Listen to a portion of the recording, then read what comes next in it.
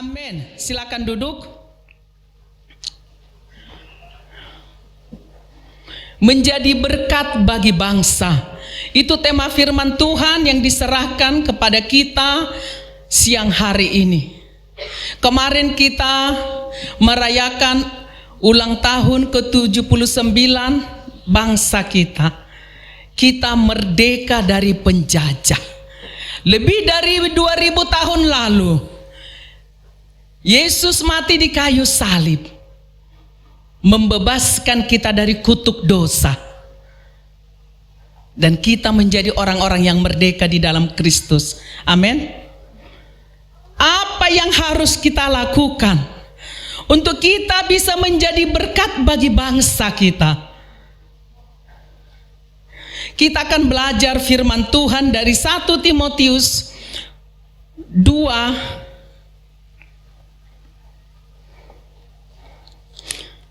ayat 1 sampai 5. 1 Timotius 2 ayat 1 sampai 5.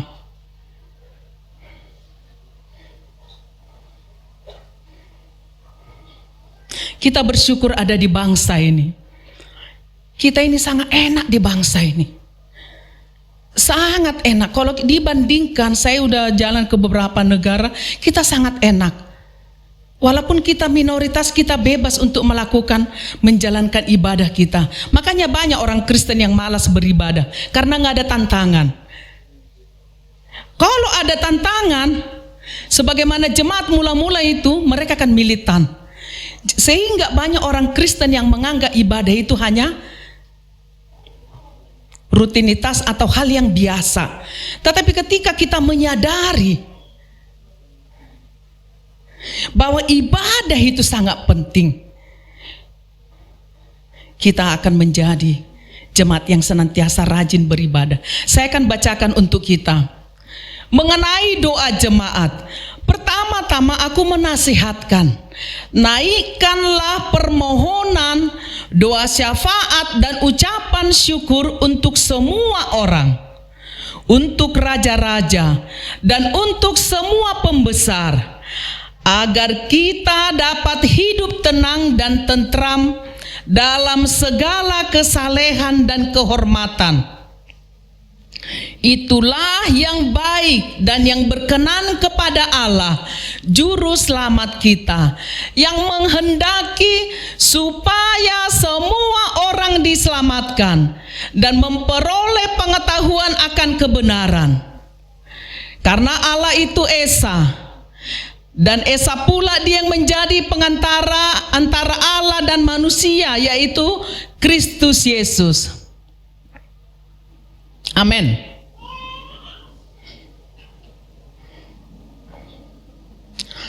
Firman Tuhan dalam 1 Timotius 2 ayat 1 sampai 5 ini adalah nasihat, perintah yang menjadi kewajiban bagi setiap orang percaya kepada Yesus Kristus. Perintah itu isinya apa? Setiap orang percaya kepada Yesus harus memanjatkan permohonan, doa syafaat dan ucapan syukur untuk semua orang dan untuk pemimpin bangsanya.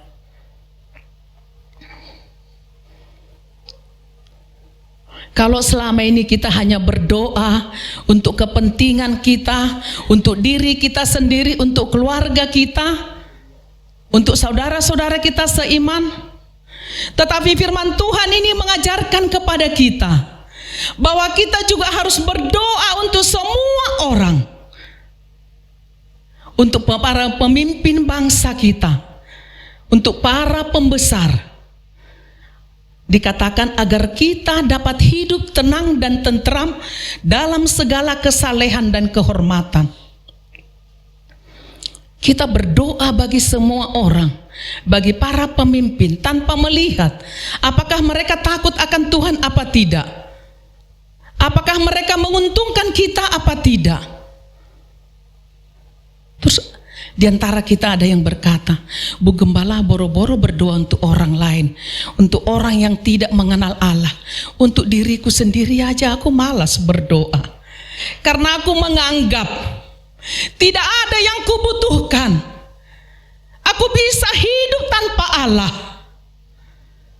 Sehingga banyak orang yang menyombongkan diri. Aku punya pekerjaan, aku punya penghasilan. Kalau aku makan itu karena hasil keringatku. Sehingga ketika kita datang kepada Tuhan, kita kurang menghargai hadirat Tuhan. Karena kita menganggap, aku tidak terlalu perlu Tuhan seperti Ibu Gembala. Ibu Gembala itu banyak pergumulannya. Wajar kalau dia perlu berdoa. Ya apa enggak sih? Ibu Gembala itu banyak pergumulan. Wajar kalau dia selalu datang dalam doa Jumat kecuali sakit.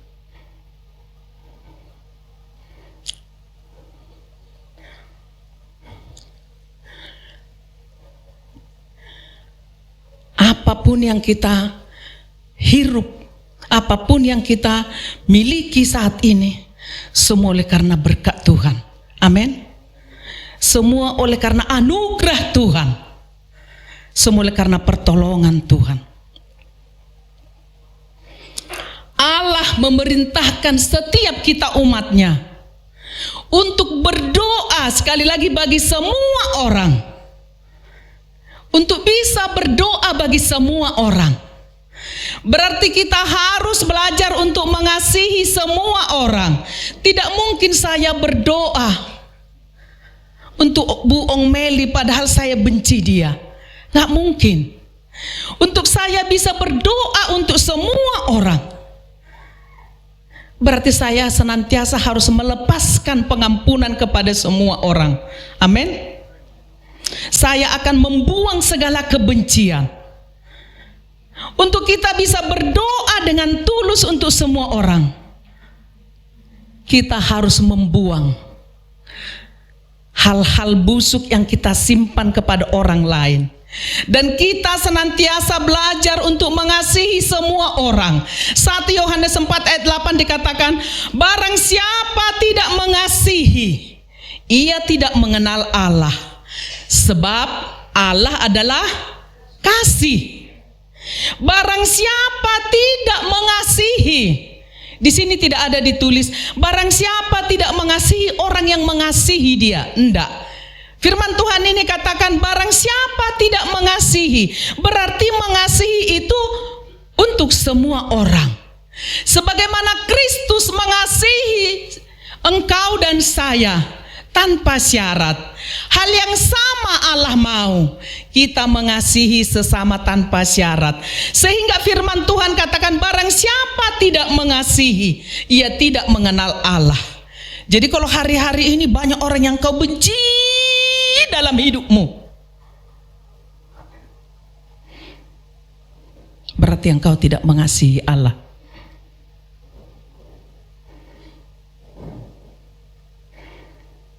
Nggak layak dia dikasihi, nggak layak kelakuannya itu loh. Ibu Gembala gampang mengatakan itu karena Ibu Gembala nggak merasakan.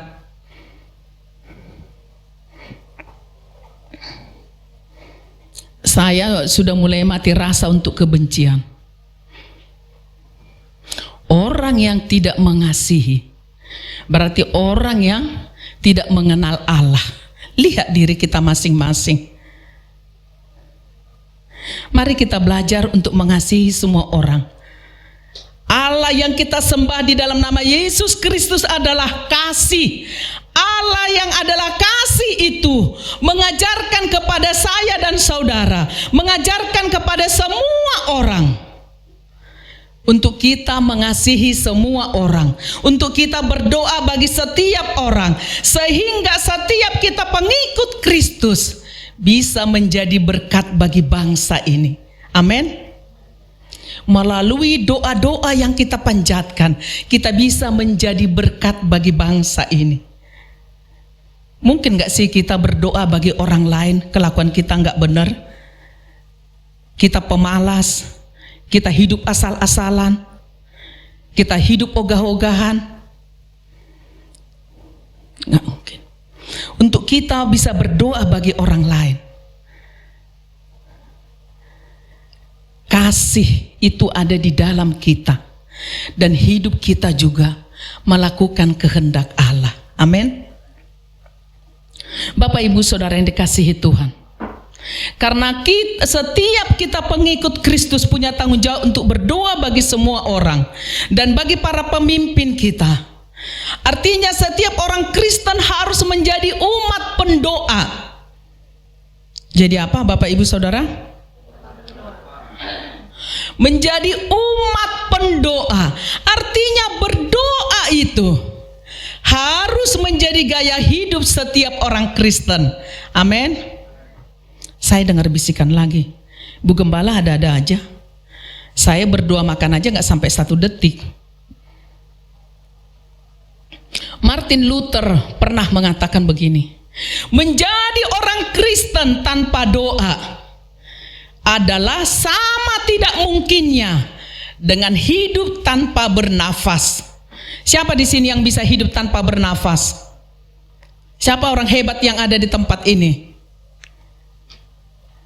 Menjadi orang Kristen tanpa doa adalah sama tidak mungkinnya dengan hidup tanpa bernafas. Jadi ketika kita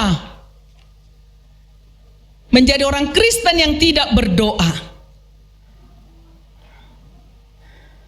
berarti kita orang Kristen yang mati. Doa adalah nafas hidup orang percaya. Firman Tuhan di dalam Efesus 6 ayat 18 dikatakan, berdoalah setiap waktu di dalam roh, dan berjaga-jagalah di dalam doamu itu dengan permohonan yang tak putus-putusnya untuk segala orang kudus. Dan di dalam 1 Tesalonika 5:17 dikatakan, tetaplah berdoa. Tetaplah berdoa. Artinya doa ini menjadi gaya hidup kita. Setiap saat, tanpa melihat tempat, dimanapun engkau berada, engkau bisa berdoa. Walaupun kita harus memberikan waktu kita yang khusus untuk kita datang kepada Tuhan. Setiap orang Kristen, kita harus menjadi umat yang pendoa. Untuk kita menjadi berkat bagi bangsa ini. Dari firman yang kita dengar tadi, pertama kita berdoa bagi semua orang. Di dalam 1 Timotius 2:1 dikatakan, pertama-tama aku menasihatkan, naikkanlah permohonan, doa syafaat dan ucapan syukur untuk semua orang. Naikkanlah permohonan. Permohonan itu biasanya berisi kebutuhan-kebutuhan dan keinginan yang kita sampaikan kepada Tuhan. Doa itu lebih luas daripada permohonan. Karena di dalam permohonan kita, Tuhan berkati keluargaku, berkati pekerjaanku, berkati usahaku. Tetapi di dalam doa, selain kita menaikkan, memohon kepada Tuhan, apa yang kita kehendaki untuk Allah lakukan dalam hidup kita, di dalam berdoa juga kita membangun hubungan dengan Tuhan. Amin. Tidak semata-mata minta-minta. Salah nggak minta-minta? Enggak, itu perintah Tuhan.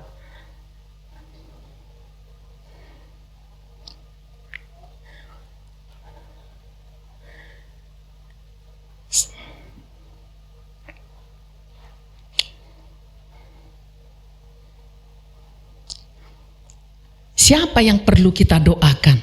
Tadi dikatakan semua orang. Berarti kita harus mendoakan keluarga kita pertama, diri kita sendiri, keluarga kita, orang tua kita, sanak saudara kita, anak, mantu, cucu kita, keluarga kita di dalam gereja ini. Itu semua orang. Dan siapa lagi? Kita harus berdoa untuk orang Kristen. Banyak orang Kristen di luar sana yang suam-suam kuku, atau ada di antara kita, agar mereka menjadi jemaat yang tumbuh imannya. Kita juga harus berdoa bagi mereka yang membenci kekristenan. Kalau kita lihat media sosial, ada banyak di sana yang pembenci orang Kristen, yang menghujat nama Allah kita. Kita berdoa bagi mereka. Kenapa kita harus berdoa bagi mereka? Agar mereka pembenci Kristen itu menjadi pengikut Kristus yang setia, sebagaimana Paulus yang tadinya menganiaya orang-orang Kristen, tetapi dia menjadi pemberita Injil yang sangat dipakai Tuhan. Amin. Itu perlunya kita berdoa bagi mereka.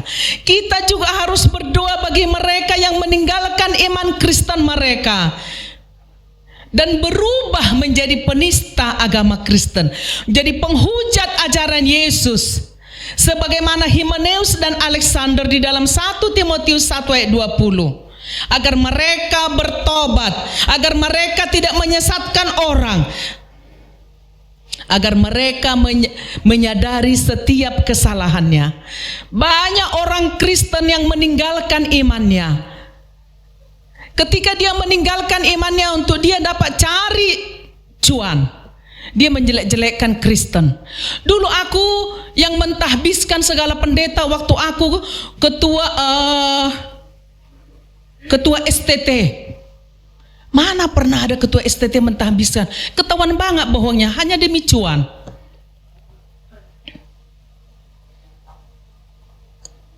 Banyak orang di luar sana meninggalkan imannya.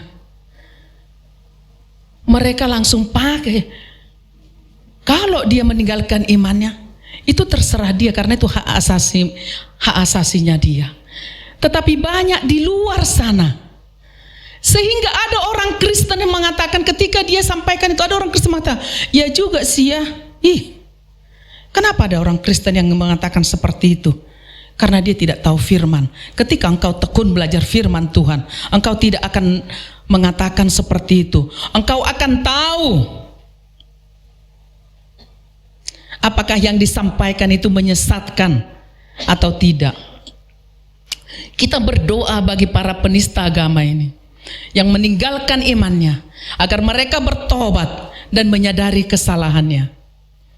Kita juga harus berdoa bagi para pengkhotbah, para guru-guru palsu yang mengaku hamba Tuhan, yang mengaku pemberita firman Tuhan, tetapi mengajarkan Injil yang lain, bukan Injil sebagaimana yang Rasul Paulus ingatkan kepada jemaat di Galatia. Di dalam Galatia 1 ayat 6 sampai 7, Paulus menegur jemaat Galatia karena mereka telah beralih dari Injil yang diajarkan oleh Paulus kepada Injil yang lain. Artinya apa? Apa yang kita pelajari tidak perlu ada ditambah-tambah. Ini sudah sangat sempurna. Tidak ada perlu yang ditambah-tambah. Kepintaranmu bertambah, tidak perlu kau rubah Alkitab ini. Itu perlunya kita dalam mengikuti khotbah, dalam mengikuti pengajaran. Jangan kita terlalu mengkultuskan orang yang memberitakan firman Tuhan itu, tetapi hatimu terus tertuju kepada firman yang disampaikan, kepada Kristus itu, sehingga engkau tidak pernah sesat. Banyak orang baik disesatkan karena mereka terlalu mencintai orang-orang hebat yang bisa menambah-nambah Injil, yang bisa merubah bahwa apa yang diputuskan oleh para rasul-rasul dahulu adalah salah, ada ini, ada itu. Zaman ini guru-guru palsu berusaha menjadikan pendengar menjadi pengikutnya, bukan menjadi pengikut Kristus. Setiap orang yang berdiri di mimbar ini harus menjadikan pendengar menjadi pengikut Kristus, bukan pengikutku. Jangan ada di antara kalian yang menjadi pengikutku. Jadilah pengikut Kristus. Amin. sehingga engkau tidak pernah sesat. Kalau kita biasa belajar firman Tuhan, kita akan tahu ajaran mana yang sesat. Apalagi kalau engkau tidak tergila-gila kepada seorang hamba Tuhan. Yang kedua, untuk kita bisa menjadi berkat bagi bangsa ini, kita harus berdoa bagi para pemimpin bangsa kita. Pada saat Timotius melayani dan Rasul Paulus ada di penjara karena pemberitaan firman Tuhan, raja-raja dan pembesar yang dimaksud itu adalah pemerintah Romawi dan pemerintah di mana Timotius melayani. Tetapi kita lihat di sini, Paulus memerintahkan Timotius untuk berdoa bagi raja-raja itu. Padahal saat itu kekristenan itu dibenci. Orang-orang Kristen itu dianiaya. Orang-orang Kristen itu dimusuhi. Tetapi Paulus yang terpenjara karena Injil itu, yang terpenjara karena pemerintahan yang lalim itu, dia meminta agar kita berdoa bagi pemerintah kita. Apalagi dengan kita sekarang di Indonesia ini. Sekali lagi kita bersyukur, kita sangat nyaman di bangsa ini. Kita diperintahkan untuk berdoa bagi pemimpin kita, bagi presiden kita, bagi wakil presiden kita, jajaran menteri, bagi peradilan, bagi semua anggota orang legislatif, DPD, DPRD, semua DPR pusat, TNI, Polri, semua kita doakan mereka.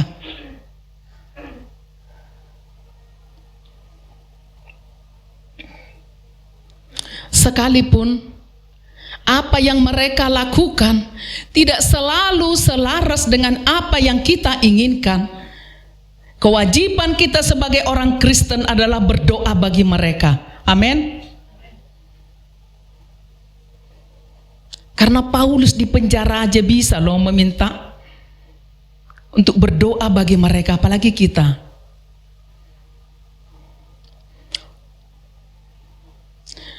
Ketika kita berdoa bagi para pemimpin bangsa kita, berarti kita sedang berdoa untuk kesejahteraan kita. Kita berdoa, berkati Tuhan para pemimpin kami, agar mereka takut akan Tuhan, agar dengan hikmat Tuhan mereka memimpin bangsa ini. Mereka tidak korupsi, mereka tidak mementingkan kepentingan pribadi dan golongan. Ketika itu kita doakan mereka semua yang memimpin di bangsa ini jalannya lurus, kita akan menikmati kesejahteraan, kita akan menikmati keamanan, kita akan menikmati ketenangan. Karena bangsa kita ini bangsa yang sangat kaya, negara kita ini sangat kaya dengan sumber daya alam. Kalau itu dikelola dengan baik, tidak ada orang miskin di Indonesia. Dan ini kita harapkan terjadi. Melalui apa?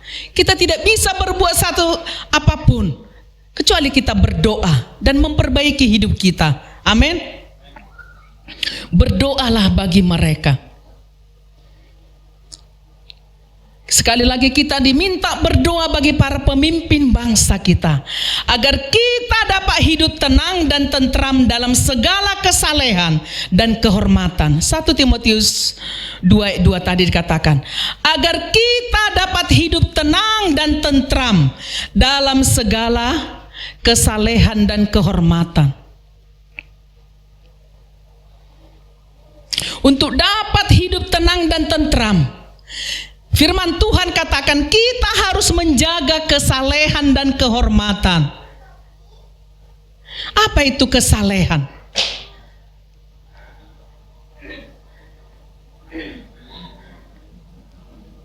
Apa itu kehormatan? Matthew Henry, seorang penulis banyak tafsir Alkitab, mengatakan hidup dalam kesalehan yaitu menyembah Allah dengan benar, Dan kehormatan itu yaitu atau kejujuran disebut yaitu perilaku baik terhadap semua orang. Keduanya, kesalehan dan kehormatan ini harus berjalan bersama-sama. Kita tidak bisa hidup benar jujur jika kita tidak saleh. Benar apa? Benar. Nggak mungkin kita bisa hidup jujur kalau kita tidak hidup saleh. Hidup saleh artinya kita melakukan kehendak Allah. Kita hidup takut akan Tuhan. Hanya orang yang takut akan Tuhan yang bisa hidup jujur. Hanya orang yang menghargai Allah yang dia sembah yang dapat hidup berintegritas. Amin. Tidak aneh-aneh. Dimanapun engkau Tuhan tempatkan mencari penghidupan, engkau melakukan apa yang benar di mata Tuhan. Itu namanya hidup saleh, hidup jujur. Orang yang menghargai Tuhan, orang yang hidup saleh, dia akan menunjukkan pengagungannya kepada Tuhan, penghormatannya kepada Tuhan, penyembahannya kepada Tuhan, penundukan dirinya kepada Allah, ketaatannya kepada Allah.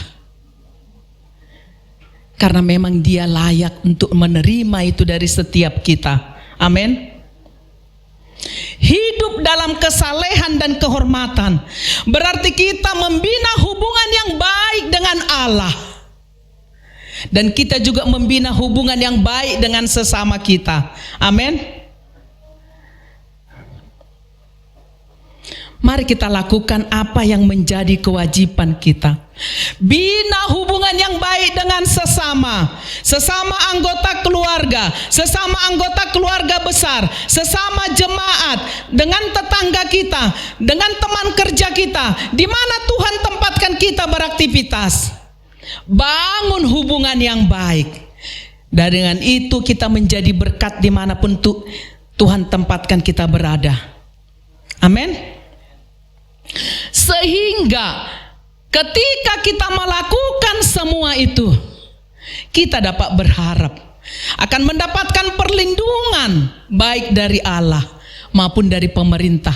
Ketika kita lakukan kewajiban kita, kita akan menerima yang baik dari Allah, perlindungan dari pemerintah. Untuk kita menjadi berkat bagi bangsa kita.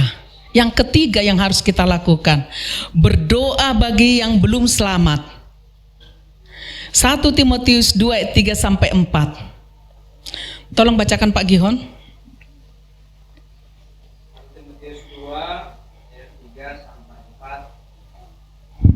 Itulah yang baik dan berkenan kepada Allah Juru Selamat kita, yang menghendaki supaya semua orang diselamatkan dan memperoleh pengetahuan akan kebenaran. Amen. Allah mau semua orang diselamatkan. Di luar sana masih banyak orang yang belum mengalami perjumpaan pribadi dengan Kristus sebagai Tuhan dan Juru Selamat. Kita anak-anak Allah diberi tugas, diberi tanggung jawab untuk berdoa bagi mereka agar mereka ikut diselamatkan. Allah menghendaki pertobatan semua orang. Allah menghendaki supaya semua orang diselamatkan. Allah menghendaki tidak satu pun umat ciptaannya itu yang binasa. Di dalam 2 Petrus 3:9 dikatakan Allah menghendaki supaya jangan ada yang binasa, melainkan supaya semua orang berubah. Apa ini?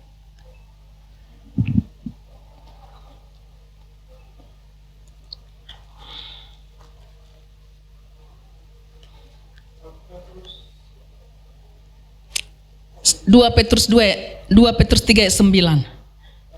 2 Petrus 3 ayat 9.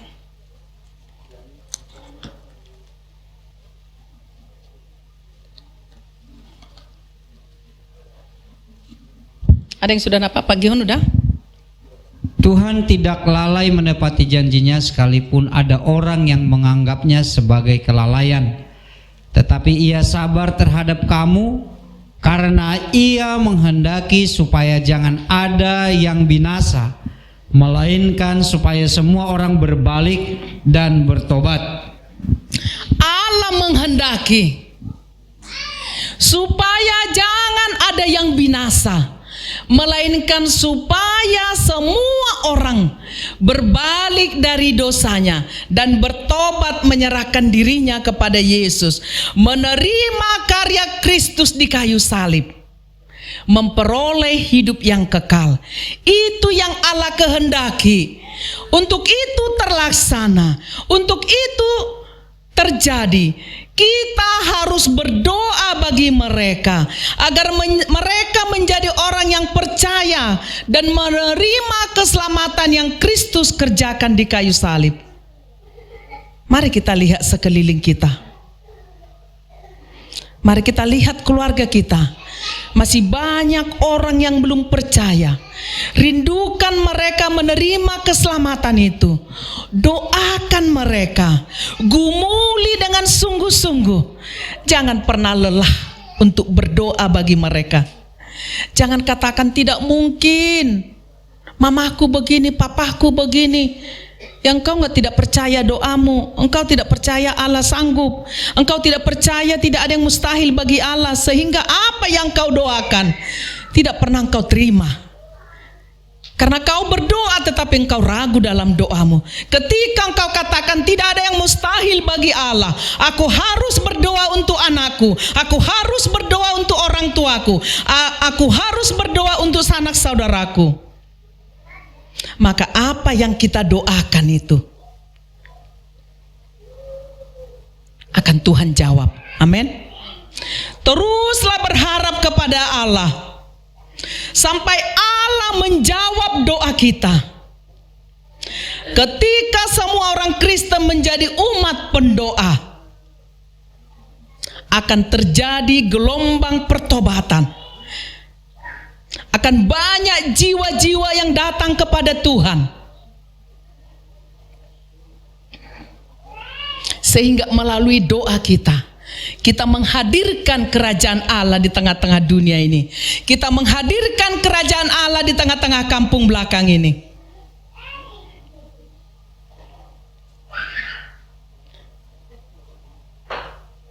Sehingga melalui doa kita, melalui pengorbanan kita, seluruh kampung belakang dipenuhi kemuliaan Tuhan. Seluruh keluarga kita dipenuhi kemuliaan Tuhan. Indonesia dipenuhi kemuliaan Tuhan. Amin. Mari kita tundukkan kepala.